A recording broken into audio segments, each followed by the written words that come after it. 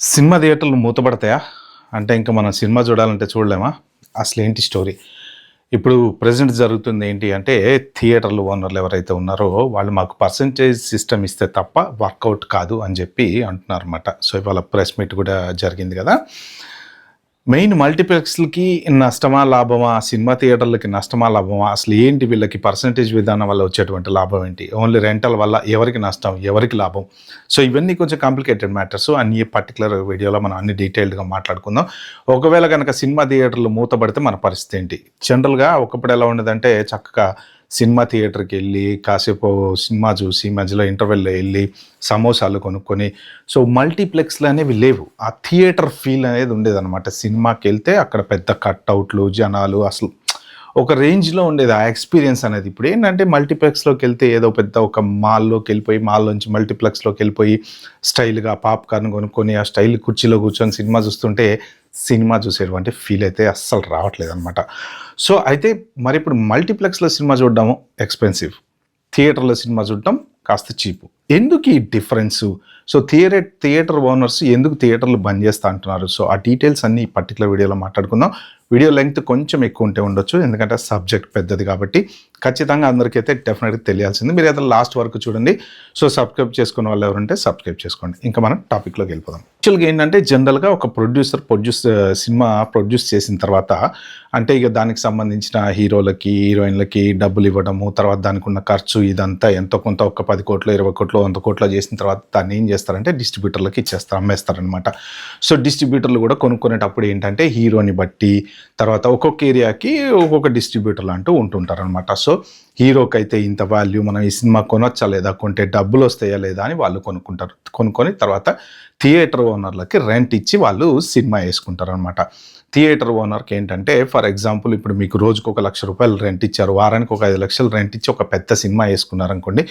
దాని మీద ఫుల్లుగా నడిచింది 1 వీక్ పిచ్చిగా జనాలు వచ్చేసారు. అసలు ఫస్ట్ షో మార్నింగ్ షో నుంచి నైట్ దాకా ఫుల్లుగా జనాలు వచ్చేసారంటే ఆ 5 రోజులకి ఆయనకి థియేటర్ ఓనర్‌కి ఇచ్చేటువంటి 5,00,000 గాక వీళ్ళకి డబ్బులు బాగా మిగులుతాయనమాట. అది సినిమా పర్ఫెక్ట్‌గా సక్సెస్ అయితే స్టోరీ. అవ్వకపోతే ఏంటంటే థియేటర్ రెంట్‌కి తీసుకున్నందుకు రెంట్ కట్టాల్సిందే. సో, ఎవ్వరు రాకపోయినా వచ్చినా థియేటర్ ఓనర్‌కి అయితే రెంట్ అయితే ఇవ్వాల్సిందే అనమాట. కొన్ని సినిమాలు ఏంటంటే సాయంత్రానికి లేచిపోతాయి. First morning, second morning that ఇప్పుడు ఈ యూట్యూబ్‌లు, రివ్యూలు ఇవన్నీ వచ్చిన తర్వాత ఏమవుతుందంటే ఎవరైనా వచ్చి యూట్యూబ్‌లో ఇంక నెగెటివ్ రివ్యూ పెట్టడం మొదలుపెట్టారంటే సినిమా బాగున్నా సరే చూద్దాం అనుకున్న వాడికి కొంత ఇంట్రెస్ట్ అనేది తగ్గిపోతుందనమాట. అలా రివ్యూలు చూసి సినిమాలకి వెళ్ళేటువంటి వాళ్ళ ఇంట్రెస్ట్ తగ్గిపోవటం వల్ల థియేటర్‌కి ఎవరు వెళ్ళట్లేదు. ఆన్ టాప్ ఆఫ్ దట్ ఏంటి అంటే నెక్స్ట్ ఓటీటీ అనేది వచ్చింది. సో, ఎవరైనా సరే సినిమా యావరేజ్ అంటరా అనంటే అబ్బా! ఓటీటీలో చూసుకుందాంలే యావరేజ్ గదా! అని అనుకునేవాళ్ళనమాట. ఒకప్పుడు థియేటర్ సిస్టమ్ ఎలా ఉండేది అంటే ఓటీటీలు లేవు, టీవీల్లో ఏటాలు లేవు. ఎప్పుడో ఈ దూరదర్శన్ స్టార్ట్ అయిన తర్వాత టీవీలు స్టార్ట్ అయిన తర్వాత వారానికి ఒక సినిమానో, నెలకు ఒక సినిమానో ఇలా వస్తూ ఉండేది. అప్పుడేంటంటే బావుంది అన్నా, బాలేదన్నా, యావరేజ్ అయినా కంపల్సరీ సినిమాకే వెళ్ళేవాళ్ళనమాట. ఒక్కొక్క సినిమా దాదాపు బావుంది అంటే ఖచ్చితంగా 100 రోజులు డెఫినెట్‌గా ఆడేది. 200 రోజులు ఆడిన సినిమాలు గూడా ఉన్నాయి. ఇప్పుడు 2 రోజులు ఆడితే చాలా ఎక్కువ. ఎంత పెద్ద సినిమా అన్నా తీసుకోండి 2 రోజుల కన్నా ఎక్కువ ఆడటం అనేది అసాధ్యం. మాక్సిమం ఆడితే 1 వీక్. 'ఎఫ్2' కాస్త కామెడీ ఉండబట్టి కొన్ని ఎక్కువ రోజులు ఆడింది. అలా కొన్ని సినిమాలు మాత్రం ఒక 15 డేస్, 20 డేస్ అలా ఆడినాయి. దానికి ఇంకొక డ్రాబ్యాక్ ఏంటి అంటే ఈ సినిమాలన్నీ గూడా ఒకే రోజు ఓవర్‌గా థియేటర్‌లన్నిట్లో యేసేస్తున్నారు. ఫర్ ఎగ్జాంపుల్ ఇప్పుడు హైదరాబాద్‌లో ఒక సినిమా రిలీజ్ అయితే ఇదివరకు రోజుల్లో ఎలా ఉండేదంటే ఒక ఆర్టీసీ క్రాస్ రోడ్‌లో సంధ్య థియేటర్ అనో లేకపోతే ఇంకో చోట ఇంకో థియేటర్ అనో ఇలాగ కొన్ని లిమిటెడ్ థియేటర్స్‌కి మాత్రమే సినిమా అనేది వచ్చేది. ఇప్పుడు ఏంటంటే ప్రతి ఏరియాలో ఉన్నటువంటి మల్టీప్లెక్స్‌ల దగ్గర నుంచి ఆ థియేటర్‌లో ఉన్నటువంటి సినిమాలు మొత్తం అన్ని చోట్ల యేసి పారేస్తున్నారు. ఎందుకు అంటే ఒక్కరోజు ఆడినా సరే వాళ్ళ డబ్బులు వాళ్ళు రాబట్టుకోవచ్చు అన్న ఉద్దేశంతోటి. ఎందుకు అంటే తక్కువ షోసు, తక్కువ థియేటర్లు వేసి ఎక్కువ వేయకపోతే డబ్బులు తక్కువ వచ్చినాయి అనుకోండి. సినిమా గనక ఫ్లాప్ అవుతే ఇంకా నెక్స్ట్ వీళ్ళకి డబ్బులు అనేవి రావు. సో, డిస్ట్రిబ్యూటర్స్ అల్టిమేట్‌గా లాస్ అయిపోతారనమాట. సో, అప్పుడు ఇలాంటివే రీసెంట్‌గా జరిగినటువంటి ప్రొడ్యూసర్లకి, డిస్ట్రిబ్యూటర్లకి జరిగినటువంటి డిస్కషన్‌లు, ఆర్గ్యుమెంట్లు, గొడవలు కూడా ఏంటంటే ఇప్పుడు 'పూరి జగన్నాథ్‌ది' కూడా నడుస్తుంది కదా డిస్కషన్. తర్వాత అంతకుముందు 'కొరటాల శివది' ఒకటి నడిచింది. ఏంటి అంటే వీళ్ళు సినిమాకి లాస్ అయిపోయారు. ఫస్ట్ మార్నింగే ఇప్పుడు పెద్ద హీరో మీద నమ్మకంతో సినిమా అంత పెద్ద అమౌంట్ పెట్టినటువంటి ప్రొడ్యూసర్ ఏం చేస్తాడు, రేట్ ఎక్కువ పెడతారు.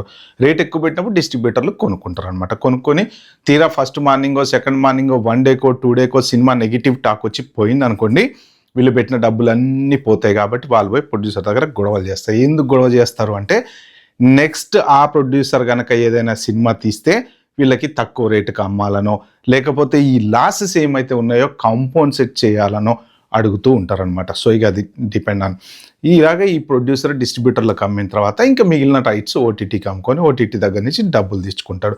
ఇప్పుడు ఓటీటీ పరిస్థితి కూడా అలానే దివాలా తీసింది. ఏంటయ్యా అంటే, ఓటీటీ వాళ్ళు ఒకప్పుడు విపరీతంగా డబ్బులు ఇచ్చి సినిమాలు కొనుక్కున్నారు. ఏది కోవిడ్ టైంలో వాళ్ళకి సినిమాలు కావాలనేసి అందరూ ఇంట్లో కూర్చొని సినిమాలు చూస్తున్నారు అనేసి విపరీతంగా సినిమాలు కొనుక్కొని అదే పందాలో ఓటీటీకి అమ్ముకుంటాం కదా అన్న ఉద్దేశంతో ప్రొడ్యూసర్లు హీరోలకి ఇష్టం వచ్చినట్టు వందల కోట్లు డబ్బులు ఇచ్చేసి తెగ సినిమాలు తీసి చివరికి అలాంటి సినిమాలన్నీ ఫ్లాప్ అయిన తర్వాత ఓటీటీ వాళ్ళు నెత్తిన గుడ్డ వేసుకున్నాక వాళ్ళు రియలైజ్ అయ్యింది ఏంటంటే, నాయనా ఈ గోల మాకొద్దు, మీ సినిమా థియేటర్లో మంచిగా ఆడి జనాలు బాగుంది అంటే అప్పుడు మేము డబ్బులు ఇచ్చి తీసుకుంటాం అనే స్థాయికి వాళ్ళు వచ్చారనమాట. ఎందుకు అంటే, హీరో మీద నమ్మకంతో ముందే 100 కోట్లో 200 కోట్లో ఇచ్చి వాళ్ళు కొనుక్కున్న తర్వాత ఈ సినిమా ఫ్లాప్ అయింది అనుకోండి, సినిమా ఫ్లాపు హిట్ అనేది ఎవ్వరు చెప్పలేరు. ఒక్కొక్కసారి సూపర్ సినిమా జనాలకు నచ్చచ్చు, ఒక్కొక్కసారి నచ్చకపోవచ్చు, ఒక్కొక్కసారి టాక్ పరంగా వెళ్ళొచ్చు. సినిమాలు కూడా డిఫరెంట్గా ఉంటాయి కదా. ఒక డైరెక్టర్ ఒక సినిమా తీసినట్టు ఎగ్జాక్ట్లీ సేమ్ సినిమా తీయలేడు. సో కాబట్టి ఏంటంటే, కొంత ఇప్పుడు సుకుమార్ ఉన్నాడు, ఆయన తీసిన సినిమా డైరెక్టర్ పేరు మీద వెళ్తాం. రామగోపాలం ఉన్నాడు, డైరెక్టర్ని చూసి వెళ్తుంటాం. యాక్టర్స్ ఎవరున్నా సరే డైరెక్టర్ని చూసి వెళ్ళే సినిమాలు కొన్ని ఉంటాయి. యాక్టర్లని డైరెక్టర్ ఎవరున్నా సరే యాక్టర్ని చూసి వెళ్ళే సినిమాలు కొన్ని ఉంటాయి అనమాట. ఇలాగా జరిగినప్పుడు ఏమవుతుంది అంటే, వీళ్ళకి డబ్బులు అనేవి సరిగ్గా రావన్నమాట. సో ఇది మొత్తానికి సిస్టమ్. ఇప్పుడు వచ్చేసి ఏంటి వాళ్ళు అడుగుతున్నది ఏంటి అంటే, థియేటర్కి రెంట్ ఇచ్చి సినిమా వేసుకుంటే, ఫర్ ఎగ్జాంపుల్ ఒక పెద్ద సినిమా ఏదైనా ఇప్పుడు ఒక 15 రోజులు ఆడింది, మంచిగా చక్కగా మంచి బడ్జెట్తో ఆడింది, వీళ్ళకి రెంట్ ఇస్తున్నారు. కానీ వాళ్ళకి ఇచ్చేటువంటి రెంట్ వల్ల వాళ్ళు థియేటర్కి సంబంధించినటువంటి మెయింటెనెన్స్ చూసుకోవాలి, టాయిలెట్ మెయింటెనెన్స్ చూసుకోవాలి, పార్కింగ్ మెయింటెనెన్స్ చూసుకోవాలి, అన్ని రకాల మెయింటెనెన్స్ చూసుకొని ఎలక్ట్రిసిటీ బిల్స్, తర్వాత క్యాంటీన్ హాల్స్, ఇవన్నీ చూసుకొని ఆ మెయింటెనెన్స్ అంతా పోను, ఎంప్లాయీస్ శాలరీస్ పోను, ఇప్పుడు ప్రొజెక్టర్ వేసేవాడికి శాలరీ ఇవ్వాలి, ఈ టికెట్ కోసేవాడికి శాలరీ ఇవ్వాలి, వీళ్ళందరి ఖర్చులు శాలరీస్ పోను, వాళ్ళకి డబ్బులు మిగలట్లేదు. అందుకని మాకు నష్టం అనేది వస్తుంది. సో మీరు మాకు పర్సంటేజ్ విధానంలో డబ్బులు ఇవ్వండి అని వీళ్ళు ఎగ్జిబిటర్స్ అంటే ఈ సినిమాను ప్రదర్శించేటువంటి వాళ్ళు అడుగుతున్నమాట.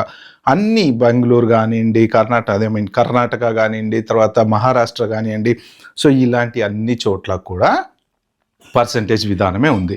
కానీ మన దగ్గరకు వచ్చేటప్పటికి ఏంటంటే మల్టీప్లెక్స్కి పర్సంటేజ్లు ఇస్తున్నారు, కానీ మా థియేటర్లకు మాత్రం రెంట్ ఇస్తున్నారు. లాభాలు వస్తే మీరు తీసుకుంటున్నారు, నష్టాలు అయితే మేము నష్టపోతున్నాము అనేసి వాళ్ళు చెప్తున్నారు అనమాట. ఎందుకంటే డిస్ట్రిబ్యూటర్స్ డబ్బులు ఇచ్చి కొనుక్కుంటారు, సినిమా సక్సెస్ అయిందంటే మీ డబ్బులు మీకు వచ్చేస్తాయి, మేము అల్టిమేట్గా నష్టపోతున్నాము. కాబట్టి మాకు సినిమాకి పర్సంటేజ్ ఇవ్వండి అంటే, ఫర్ ఎగ్జాంపుల్ ఒక డిస్ట్రిబ్యూటర్ కనుక ఒక సినిమాలో ఒక థియేటర్లో సినిమా రిలీజ్ చేయాలంటే, ఫర్ ఎగ్జాంపుల్కి చెప్తున్నా, ఫస్ట్ వీక్ వచ్చేసి 60% నాది, 40% నీది. అంటే ఇప్పుడు ఒక రోజుకు 1 లక్ష రూపాయలు కనుక వస్తే, 1 లక్ష రూపాయల్లో 60,000 నేను తీసుకుంటా, 40,000 నువ్వు తీసుకో. నెక్స్ట్ వీక్ వచ్చేటప్పటికి 50,000 నువ్వు తీసుకో, 50,000 నేను తీసుకుంటా. ఆ నెక్స్ట్ వీక్ వచ్చేటప్పటికి 40,000 నేను తీసుకుంటా, 50,000 నువ్వు తీసుకో. అంటే ఈ పర్సంటేజ్ విధానం వల్ల కనుక సినిమా సక్సెస్ అయింది అంటే ఈక్వల్లీ డిస్ట్రిబ్యూటర్తో పాటు థియేటర్ ఓనర్ కూడా లాభపడతాడు. దానివల్ల అడ్వాంటేజ్ ఏంటంటే, ఆయనకి మెయింటెనెన్స్లు కానీ ఖర్చులు కానీ ఇవన్నీ ఉంటాయి కదా, అవన్నీ వెళ్ళిపోతాయి. కాబట్టి మేము ఇలాగైతేనే థియేటర్ని ఇవ్వగలము రెంట్కి కానీ పర్సంటేజ్ విధానంలో. లేకపోతే మేము థియేటర్లు మూసేసుకొని ఇంకేమన్నా కమర్షియల్ కాంప్లెక్స్లో, లేకపోతే ఆల్రెడీ మీకు తెలుసో తెలియదు చాలా థియేటర్లు కూడా ఏమైనాయంటే ఇప్పుడు సత్రాలు, ఫంక్షన్ హాల్స్ అయిపోయినాయి. ఎందుకు అంటే వాళ్ళకి వర్కౌట్ అవ్వట్లేదు. ఫంక్షన్ హాల్ అంటే అట్లీస్ట్ ఫంక్షన్ జరిగినప్పుడు వాడు ఎంతో కొంత రోజుకి హై రెంట్ అన్నా వస్తుంది, ఆ ప్లేస్ అన్నా యూజ్ అవుతుంది. థియేటర్ చూస్తేనేమో ఆర్టీసీ క్రాస్ రోడ్డు అట్లాంటి ఏరియాలో కాస్ట్ వచ్చేసి ఒక్కో థియేటర్ 100 కోట్లు 200 కోట్లు ఉంది. ఆ ఏరియా ప్లేస్ని బట్టి వాళ్ళకు వచ్చే రెంట్లు మాత్రం తక్కువ ఉన్నాయని చెప్పేసి వాళ్ళు ప్రెస్ మీట్లో వాళ్ళు ఆవేదన వ్యక్తం చేస్తున్నారు అనమాట. ఈ పర్సంటేజ్ విధానం లేకపోతే మేము సినిమా వేయలేము, థియేటర్లు మూసుకోవాల్సి వస్తుంది. మరి మల్టీప్లెక్స్లు ఉన్నాయి కదా, సింగిల్ థియేటర్లు మూస్తే ఏంటి అంటే, సింగిల్ థియేటర్ అనేది హిస్టరీ. సినిమా థియేటర్కి వెళ్ళి సినిమా చూడటం అనేది ఆ సింగిల్ థియేటర్లోనే స్టార్ట్ అయింది. మల్టీప్లెక్స్లోకి వెళ్ళి చూస్తే ఫీల్ రాదు. ఒక 40 మంది 50 మంది మ్యాక్సిమం 100 మంది కూర్చోగలిగినటువంటి ఉంటాయి, కాముగా అలా చూడాలన్నమాట. అదే సింగిల్ థియేటర్ అనుకోండి, అక్కడ రచ్చ, బయట కట్అవుట్లు కట్టడము, అదొక సినిమా చూసినటువంటి ఫీలింగ్ అనేది ఖచ్చితంగా వస్తుందన్నమాట. పెద్ద పెద్ద మాల్స్ దగ్గర గిట్అవుట్లు కట్టటాలు, పాలాభిషేకాలు చేయటాలు ఇవన్నీ ఖచ్చితంగా ఉండవు. అయితే ఇప్పుడు మన తెలుగు సినిమా ఏంటి, పాన్ ఇండియా రేంజ్కి వెళ్ళిపోయింది. అంటే తెలుగు హీరోలు వీళ్ళందరూ కూడా ఇక్కడ సినిమాలు చేసుకుంటున్నారు, ఇక్కడ 100 కోట్లు తీసుకుంటున్నారు. పాన్ ఇండియాకి వెళ్ళి పక్క రాష్ట్రాలకు వెళ్ళి అక్కడ పర్సంటేజ్లు ఇస్తున్నారు. ఇక్కడ మాత్రం మనకి అన్యాయం జరుగుతుంది. మన థియేటర్లు మన వాళ్ళు వదిలిపెట్టి పాన్ ఇండియా లెవెల్కి అసలు ఎదిగింది ఎవరు ఫస్ట్ అంటే మన తెలుగు సినిమాల నుంచే మొదలైందని కూడా చెప్తూ ఉంటారు కదా. సో మన తెలుగు సినిమాలు ఎక్కడెక్కడికో వెళ్ళి పర్సంటేజ్ ఇచ్చి వాళ్ళ దగ్గర అంత బ్రహ్మాండంగా ఆడుతున్నటువంటి సినిమాలు మన దగ్గరకు వచ్చేటప్పటికి ఎందుకు పెద్ద వాళ్ళందరూ పట్టించుకోవట్లేదు అనేది వీళ్ళ వాదన అనమాట. సో ఇప్పుడు కనుక వీళ్ళు థియేటర్కి పర్సంటేజ్ సిస్టమ్ కనుక ఒప్పుకోకపోతే నెక్స్ట్ ఫర్దర్గా ఇంకా మాకు మూసేయటం తప్ప వేరే ఆప్షన్ లేదు. కానీ మేము థియేటర్లో మూస్తామని చెప్పట్లేదు. ఏ ప్రొడ్యూసర్ అయితే మాకు పర్సంటేజ్ విధానంలో సినిమా ఇస్తాడో ఆ పర్సంటేజ్ విధానంలో ఇచ్చినటువంటి వాళ్ళ సినిమా మాత్రం ఖచ్చితంగా మేము ఎగ్జిబిట్ చేస్తాము, లేకపోతే మేమేం చేయలేము. ఎందుకు అంటే సినిమా కేవలం 2 రోజులు 3 రోజుల కన్నా ఎక్కువ ఆడట్లేదు. మ్యాక్సిమం ఆడితే ఒక వారం రోజులు ఆడుతుంది. ఓటీటీ ఉంది కాబట్టి అందరూ కూడా ఓటీటీకి వెళ్ళి చూడాలన్న ఇదితో ఉన్నారు కాబట్టి మా థియేటర్లు మూసుకునే పరిస్థితి వచ్చింది. మరి మల్టీప్లెక్స్లు బాగా నడుస్తున్నాయా అంటే అవి కూడా పెద్దగా అంత గొప్పగా ఏం నడవట్లేదు. కాకపోతే ఏంటంటే టికెట్ కాస్ట్ అయ్యి ఉండటాన 1 రోజు 2 రోజులు నడిచినా కానీ వాళ్ళకి ఎంతో కొంత డబ్బులు అయితే వస్తున్నాయి. అవి కూడా పెద్దగా చెప్పుకునేంత గొప్పగా అయితే ఇక most probably down the line ఇంకో 2 ఇయర్స్కో 3 ఇయర్స్కో సినిమా థియేటర్లు అయితే ఉంటాయో ఉండవో అన్నట్టు వీళ్ళు మాట్లాడుతున్నారు అనమాట. మరి ఇప్పుడు నష్టం ఎవరికి జరుగుతుంది అంటే దగ్గరలో పెద్ద సినిమా ఉంది. ఆల్మోస్ట్ ఇంకా లిటరల్లీ జూన్కి వచ్చేసాం, మన దగ్గరకు వచ్చేసాము. పెద్ద సినిమా లోపు ఈ ప్రాబ్లం కనుక సాల్వ్ కాకపోతే వీళ్ళు చెప్పడం కూడా ఏంటంటే పెద్ద సినిమా ప్రొడ్యూసర్లు మేము పర్సంటేజ్ అయితే ఇవ్వము, మేము ఇలానే కంటిన్యూ చేస్తాము అని వాళ్ళు ప్రొడ్యూసర్లు చెప్తున్నారు అనేది ఒక వాదన. మరి ఇది ఎంతవరకు కరెక్ట్ అనేది మాకు తెలియదు. కానీ ఒకవేళ కనుక వాళ్ళు అది ఒప్పుకోకపోతే మేము సినిమా రిలీజ్ చేయకుండా ఉండడానికి మేమైతే వేసుకోమని చెప్పితే ఖచ్చితంగా చెప్తున్నారు వాళ్ళు.